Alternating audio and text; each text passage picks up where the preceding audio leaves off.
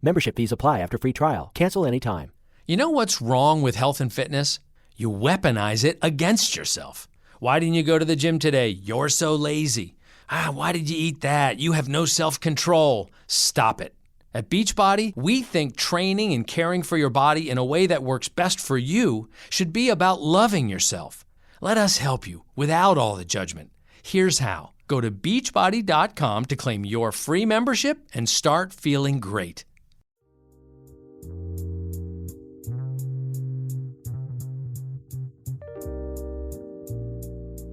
Hello, and welcome to the Proactive Caregiving Podcast. As a CPA with over 20 years as an industry accountant, Jessica stepped away from the corporate world to become a full-time caregiver for her mother. Having learned invaluable lessons along the way, she is now here to share those with you and to invite you to join her on this caregiver's journey. Here is your host, Jessica Cannon. Hello, everybody. I'm glad you're here with me today. I am the Proactive Caregiver, and I specialize in educating others on how to be proactive by empowering you, the caregiver. If you cannot take care of yourself, then you cannot take care of your loved one. Today, I want to talk about caregiver jealousy, which I have experienced firsthand.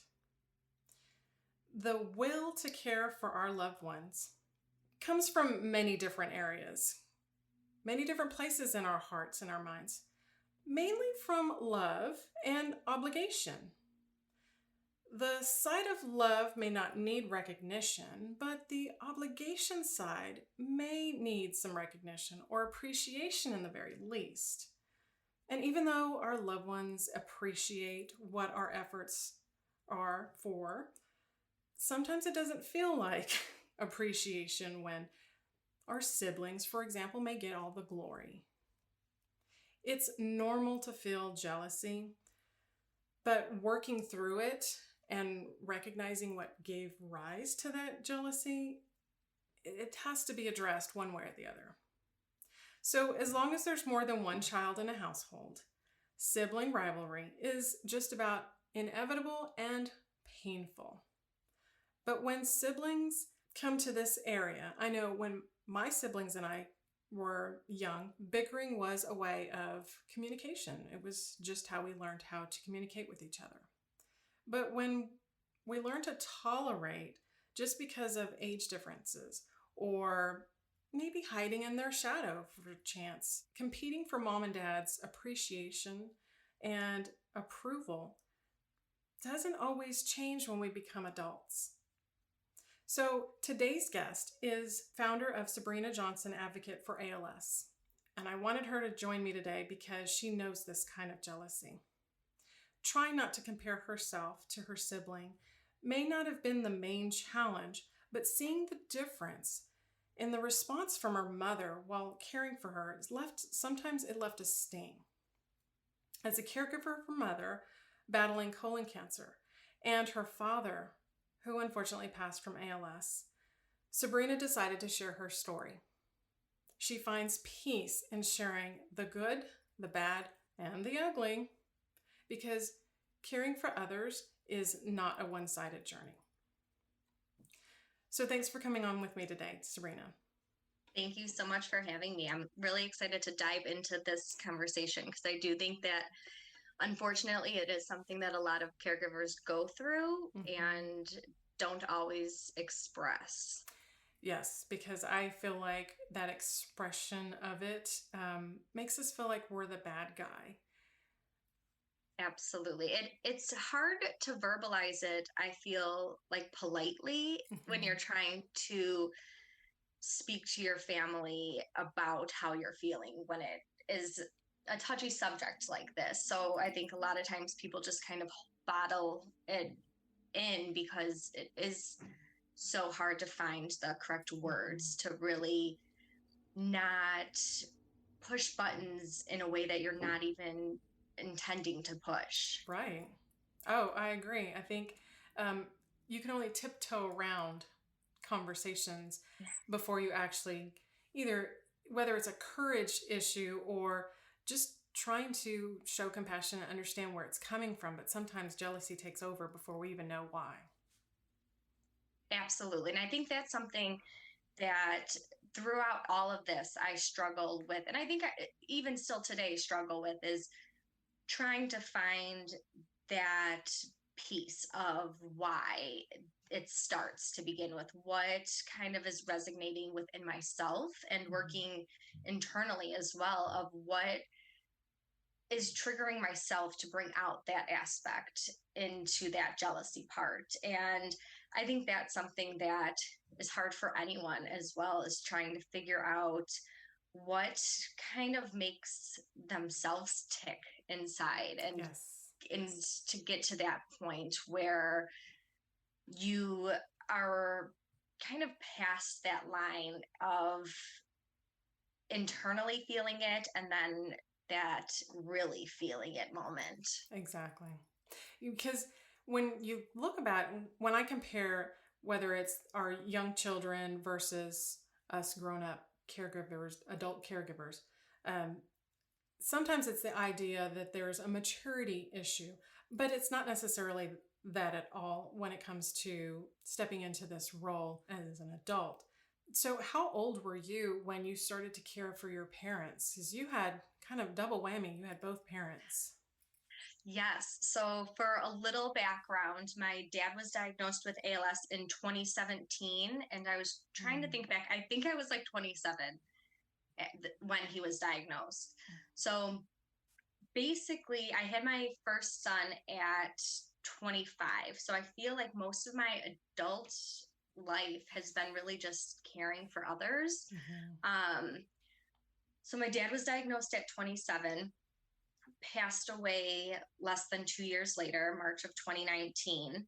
And then we kind of just got over that hurdle. And August of 2020, my mom went in for, well, first she did the color guard test. She was turning 60. Her doctor was like, you guys have no family history of this. Just do this test. It's sent to your home. You send it back.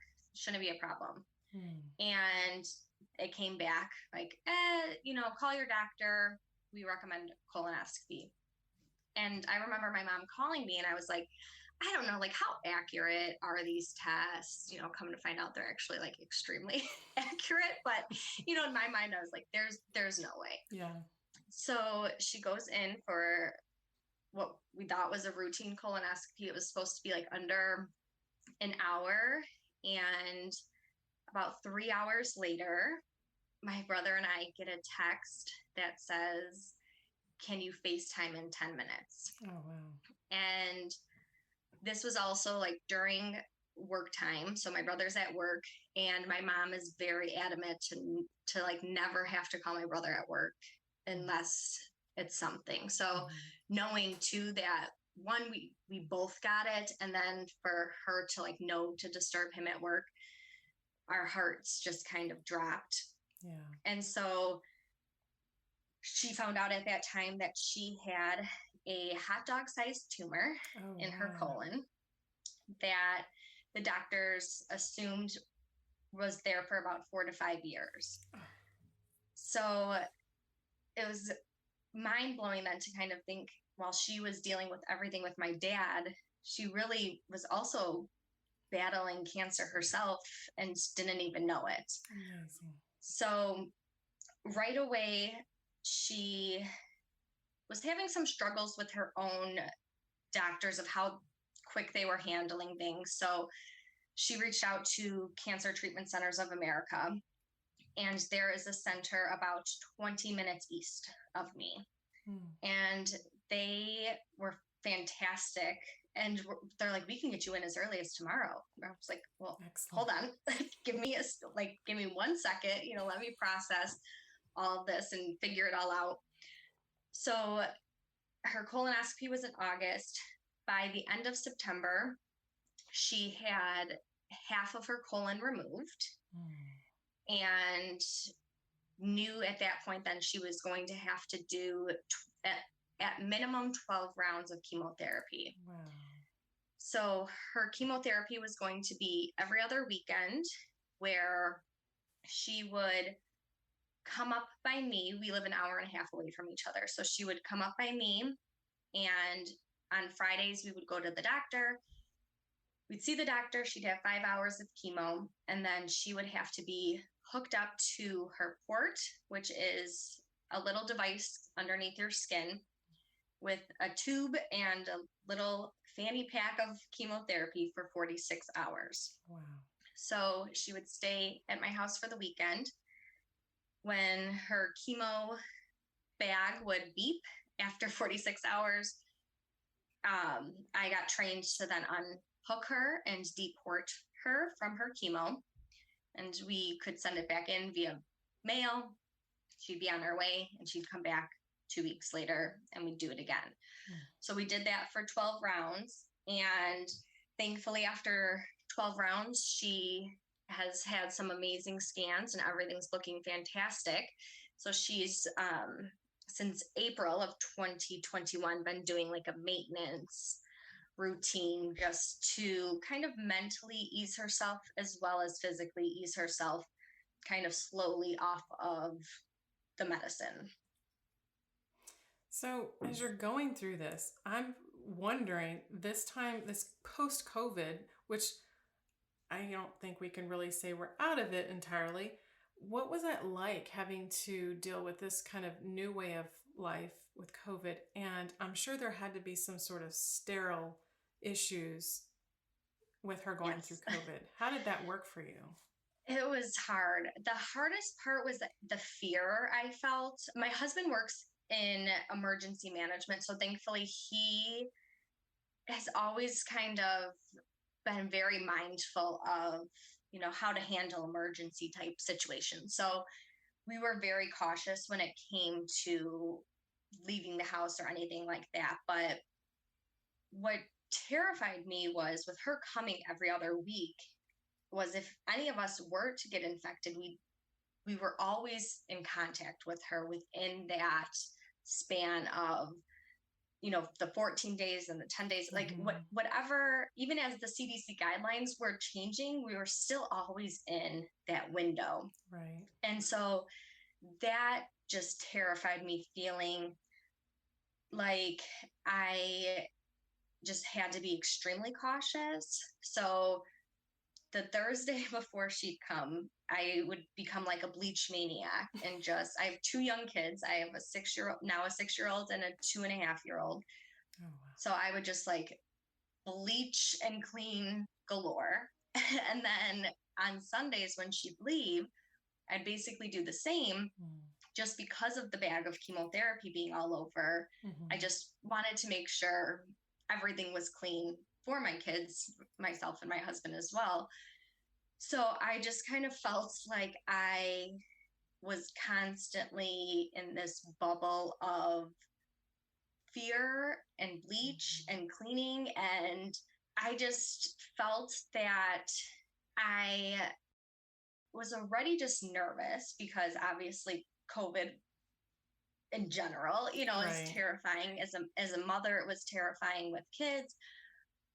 But then I just felt like that fear of if something happens while she's in my house and just that responsibility part of things just scared me even more.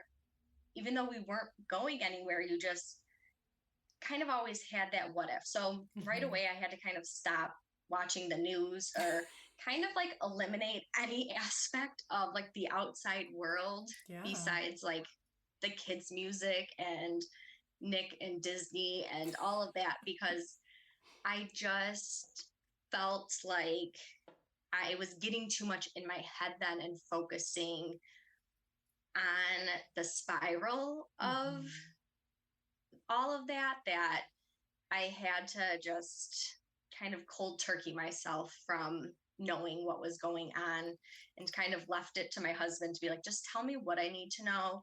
And if I need to know something, and if he didn't feel like I needed to know something, I just figured I was good to go. Right. I'm so glad you did that, because that is something that's just more distraction and more that you did not have to add to your shoulders. So that was good that you had him to help filter the news and everything else, life in general. But while you were filtering everything, I don't know if you felt like this, because I know whenever mom had a procedure, an outpatient procedure, having my sisters with me, having my siblings there to help shoulder that fear made a huge difference. And as time changed, not having them present for whatever reason, it made that burden, that feeling of overwhelm, just grow even more. So, what was it like for you during this time having your mother at your home with having her go through her chemo treatments? Was your brother able to join you and help you in any of that? There were a few times, I can't think of a specific amount. There were a few times that he would come up and do it. So when my mom had her surgery, he was the one then that was her caretaker in the hospital, because you could only have one person that could come in, and whoever you kind of signed up for that weekend of your hospital stay was the only person then that was allowed Right. in or out. And then throughout the 12 rounds, I want to say maybe 2 or 3 times he came up and stayed, or he would come up to take her and then leave. The hardest thing what is that he works full time, and I'm, besides doing like the advocacy stuff and all of that, I'm a stay-at-home mom. And I think that's where a lot kind of not, I'm trying to think of the right word. I think that society sometimes puts this mindset on stay-at-home moms of they are at home, which Right. means that they can do it all. Right. And I think that sometimes was the hardest part. Was also with myself, I felt like I had to do all this because I didn't want him to have to take off of work.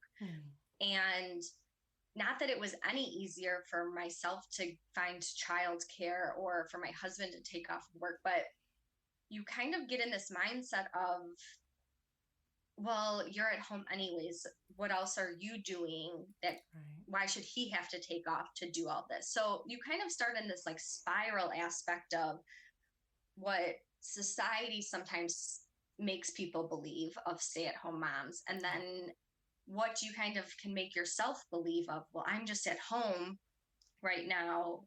I don't want him to have to come up and do it.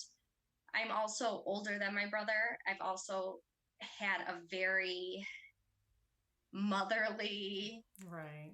outlook towards him, which he, I know, has a love-hate relationship with. But so, I put a lot of pressure as well on myself, feeling like I don't want him to have to take off of work for certain things, even though I did. I wanted him to take off, or it would have been very helpful.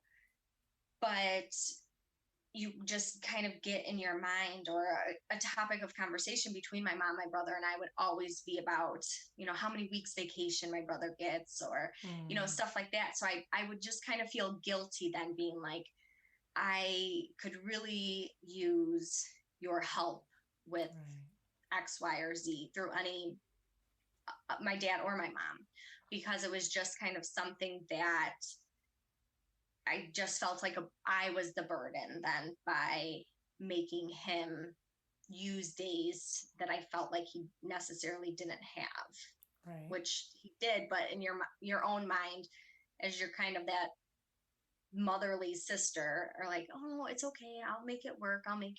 Don't do that to yourself, as you're sitting in the corner struggling, trying to figure out how you're going to make it work. Right. And it is a sad way to look at it, because that is one of the negative views that people have on stay-at-home moms. So I stopped calling women who have made that choice, or have the ability and opportunity to be able to stay home and nurture their children. You're a home engineer. When you think about it, you do far more things than and that's the area, and this is probably going to be another topic on another show, but the imposter inside starts saying, you can't do this, or you should. And instead of the what if scenarios, we should ourselves into that state of panic and fear. And I kind of did the same thing with my siblings, where I felt like I was helping them. And I was giving them the break and understanding, because I had one sibling who she was a single mother, and I already understood what that was like coming from my own time period of being a single mother, that hours and days for work were sacred, and that's the livelihood, that's the income in. And so trying to do things for her and let her live her life. But then when she was able to come in and visit and seeing how much my mom lit up, I started to feel that jealousy, like I'm doing all this and she doesn't light up with me. Did you ever experience that with your brother? Absolutely. I think that is, yes. I mean, I think that that's the hardest part when it comes to being the main caregiver, is not that I've never felt that I wasn't appreciated through any aspect of it, but I think something that I've always struggled with is feeling that moment of not feeling good enough, where if my brother were to come and we were just standing next to each other, feeling not good enough in that sense of just because he was in that room, that moment of him being there was better than anything that I've done before that moment. And I think that jealousy aspect of it is been the hardest, where you're kind of competing for this unknown mindset of this like creature that you've kind of created of, I want to keep up with this persona of this sibling that you're never going to really have or be, because it's like an imaginary friend in a way, where I could do everything in my power, but I'm never going to be him. But for some reason, his person in a room just affects, I feel like, my mom very differently than my person in a room. And I think one of the hardest things is we all just have a very joking relationship about, that's her baby boy. And, it's a big joke in our family. But when then it comes down to this aspect of really taking care of a person, it just can dig a little bit deep when you feel like you're giving all that you have and someone else can walk into the room and just their presence alone gets the fireworks show. Right. And just kind of wanting that yourself at some point in time. Like I would like it for any aspect of my life to walk in the room and feel like I'm the 4th of July. Right. And so just to feel like I have just been so mentally and emotionally and physically drained, and I've loved every minute of that, of taking care of people, but to feel like someone else can just walk in the room and get that show that you've always wanted, it's like that paper cut that just kind of it stings. Exactly. That adds insult to injury over and over and over. So what was your relationship with your brother growing up? We're very night and day. We're always close, but in a very different way. I'm 4 years older than him, so we were never really like part of each other's bubbles, I guess you could say. We both kind of did our own things, but we've always been there for each other, but we're in our own lanes. He's very like to himself when it comes to like his family and things like that. With his friends, I feel like he's fun to go out with when you're with his friends, because I feel like he's a totally different person when he's in his own atmosphere. But around family, he's just very reserved and quiet. I am like a loud talking machine that came out of the womb, just chatting away. So it's like always the joke that he never talked because I just didn't give him a chance to. So we just were close in that sense, where I feel like I could call him if I needed him and he'd be there, but we never had hung out, just the two of us growing up in ways that I see and can compare to other families. Right. Yeah, it's interesting because I have my younger sister is 4.5, and I'm the middle child. My older sister is 3.5 years difference. And my younger sister and I were the ones that always went out and did things together, hung out late evenings, and had fun chatting and talking and just being each other's partner in crime, just about.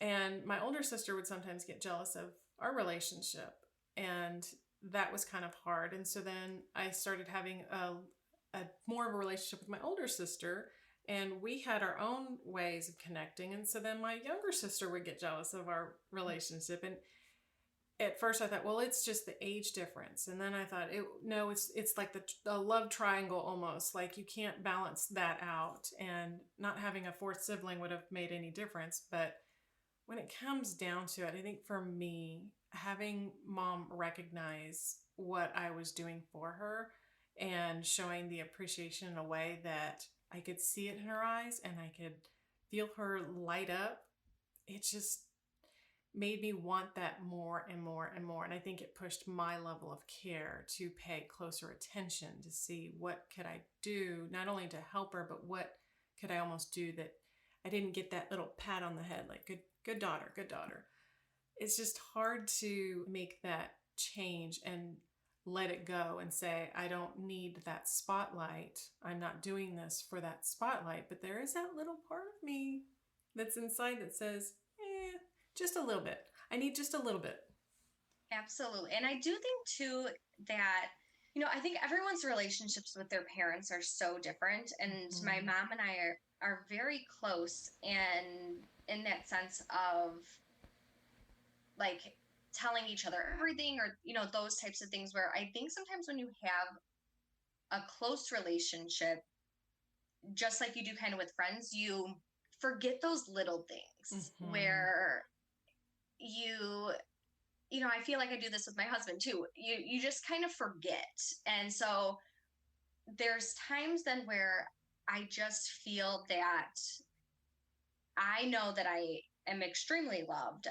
I know that she's extremely thankful, but I think that because we have such a close relationship, there is that forgetfulness of those little pats on the head, or Right. those things, because of just the way that our relationship is compared to someone who might have a different relationship, and that's just how they have connected, where they're not as verbal with their communication of showing things. And so it's like you try and sometimes remind yourself, like, okay, I should be more thankful for what I have, and why can't I just concentrate on that instead of concentrating on B?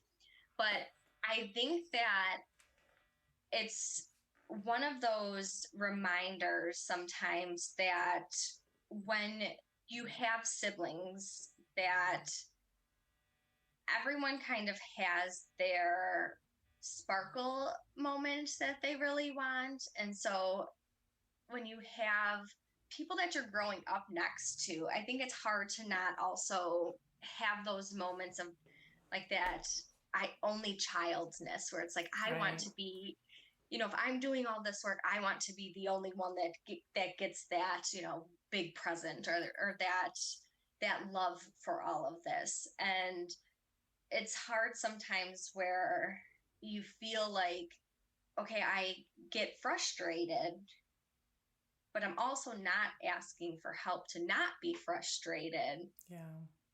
But I'm jealous of the times that they come around with the pats on the back that they get. So it's like that kind of like that Right. circle of like, I don't ask for help, but when they do come around, they get the like pat where it's like, well, where was my pat when I was here? And not it, but so it's such a hard circle to be in, because sometimes saying something is hard because you don't want to hurt their feelings. I don't want to ever hurt my brother's feelings by trying to make him feel like he should do more. Because sometimes it's like, I don't even know what I would want you to do. Right. Or I don't even have an idea of what I could tell you I need, because I don't know what I need. Or same thing with my mom of, I don't even know what kind of pat or fireworks or confetti I'm looking for, but I also can't help the feeling that I feel sometimes when I feel like I'm, bleaching my house twice a week, every other week, and just sometimes want that little extra something. Yeah. And that's where it's hard, because I can say it right now, I don't need the pat on the back anymore, now that I know what needs to be done and what my mother needs and at her level of care at this point. But I say it now, and within, a day or so, I will do something for her.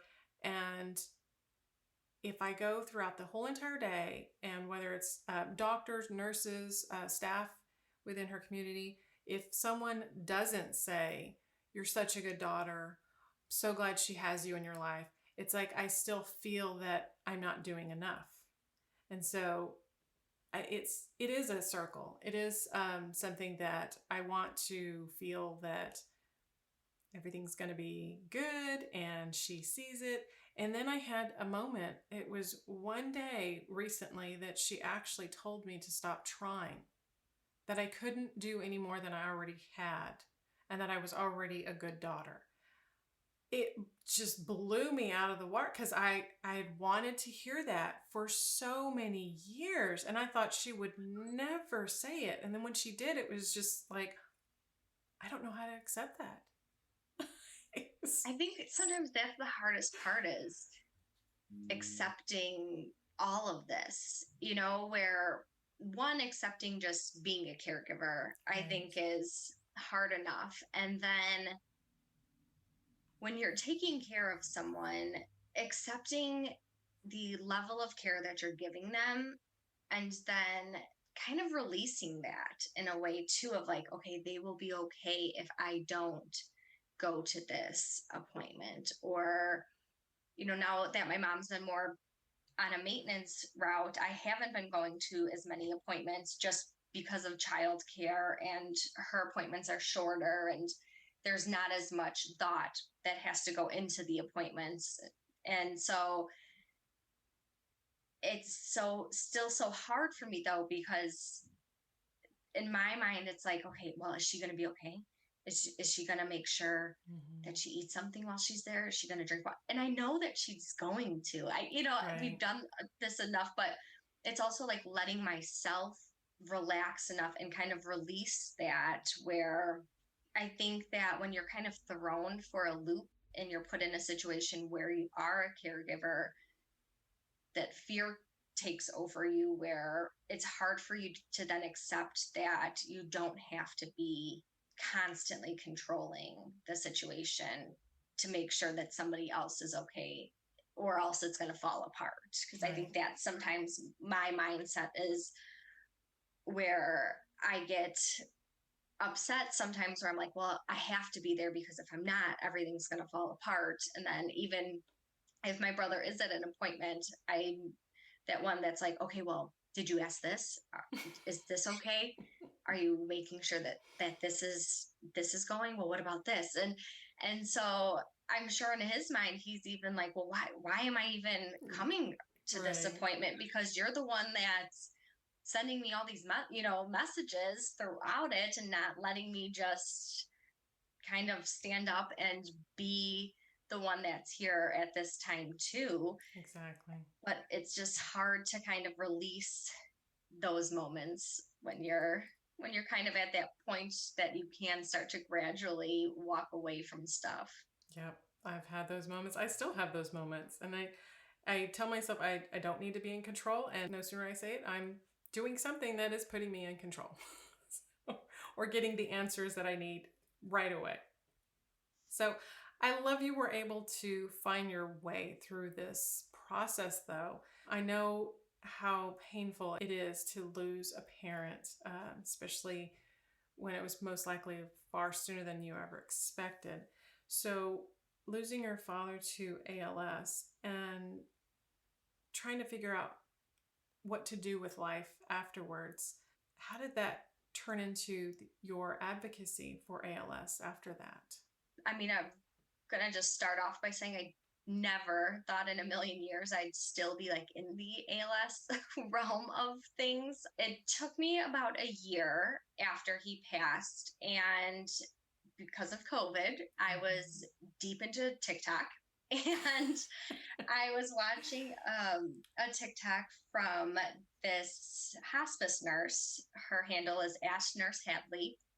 And she was explaining that she asked her hospice chaplain how to kind of handle younger patients passing, and that she was just struggling with being a part of that. And his response was looking at people passing away sometimes as them completing their mission in life and not them passing by their age, Right. can sometimes make it a little bit easier to accept the person passing. And I was listening to that and just kind of started thinking about everything that we just went through, and everything that as a family we learned, individually I learned. I was pregnant. I found out I was pregnant 6 or 7 months into my dad's diagnosis. I had my son 2 weeks before my dad passed. Basically came home from the hospital, packed up my newborn, my 4-year-old, my husband and I, and went down to my parents to stay there until my dad passed. And so we were just in a very unique situation with what we went through. And so I had this kind of light bulb moment of, what if everything my dad went through was for me to learn all of this stuff? And what if then I don't do things with it? I feel like then him passing was kind of for nothing. You know, his mission was for me to learn these things, and then I'm going to do nothing with it. And so I felt like I was in this fork in the road of, do I want to be someone that just lost their dad to a terminal disease and just kind of have that be the end of it? Or do I want now to go down the other road and fight for that, and to teach people what I've learned, and to share my story? And one of the biggest things that I did not like while going through it was kind of Googling things and feeling like there is no one else in my situation that's popping up when I'm Googling. Like, why can't I find someone else who's in their 20s, that's pregnant, that's a mom, that's, Right. dealing with all of this stuff? And so I felt like I would rather put myself completely out there in hopes that one day there's at least one person that is Googling something and my information pops up, and for them to just feel like there's one moment in time that they are not feeling alone. And so I just kind of had this like spiral effect of all these emotions of wanting to really take my whole journey throughout this and everything that we learned, that we went through, my whole story behind it all, and put it out there and hope that one day one person would find it. And so I grabbed my laptop, sat at my kitchen table, and I didn't even tell my husband. I was like, going to town, made a website. And so within 30 minutes, I was like, so I'm going to give this ALS thing a chance. And, I am just going to go for it. And I have found more of myself within this last year of advocating for others than I have ever found in myself before. And I've loved every moment of really figuring out who I am, the Yes. fire in my heart, the passion behind that. And I love kind of feeling that I have my dad with me a little bit, throughout all of this. And I enjoy having my boys know that I'm fighting for, we called it Papa's Bad Bug, that I'm, doing things for Papa's Bad Bug, and that I am just really trying to look at it from a positive standpoint of what happened has happened, but Yes. I want to now turn this into a positive experience then for others, where we made mistakes. I would like to then teach people to not make those mistakes, or websites that I wish that I knew about. Now I can just let people know about those, and really just having a place that I wish I had is what I am hoping to kind of end up creating. That's awesome. And I'm so glad you took that route, because when we ask ourselves, why am I here? What is my purpose in life? The purpose is what you give it. And I think part of that purpose is also a calling. And I'm so glad you answered that calling, because there are people out there. I experienced this similar reaction when things started to change for us in our lives with Mom. Finding the information is difficult. And that's why I know we are stronger together.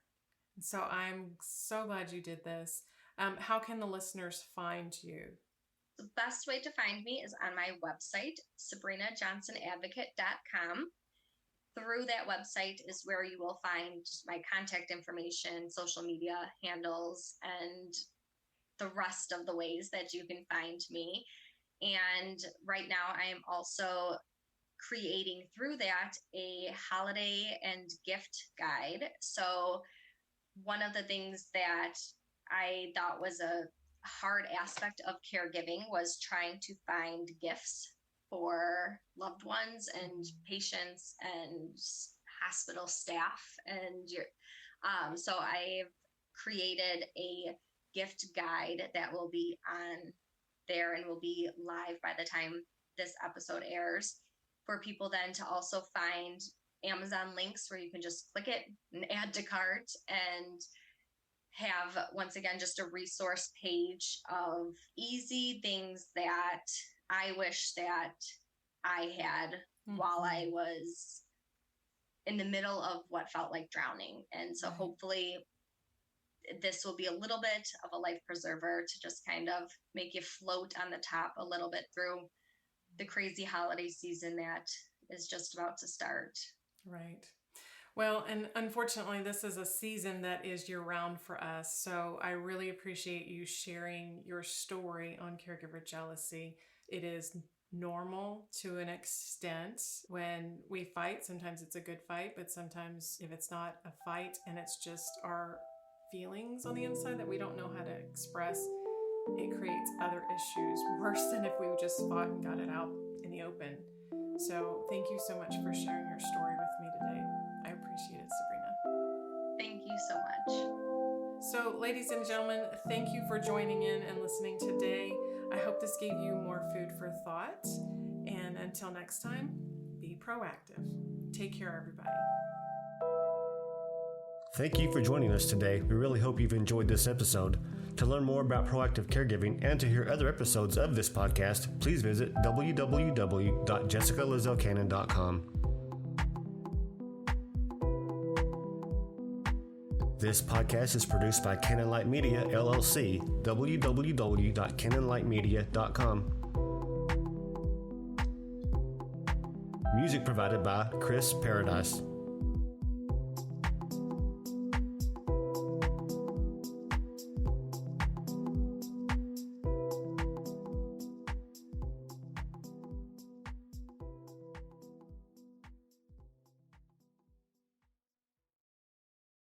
Lucky Land Casino, asking people, what's the weirdest place you've gotten lucky? Lucky? In line at the deli, I guess? Aha, in my dentist's office. More than once, actually. Do I have to say? Yes, you do. In the car before my kids' PTA meeting. Really? Yes. Excuse me, what's the weirdest place you've gotten lucky? I never win and tell. Well, there you have it. You can get lucky anywhere, playing at LuckyLandSlots.com. Play for free right now. Are you feeling lucky? No purchase necessary. Void where prohibited by law. 18+. Terms and conditions apply. See website for details.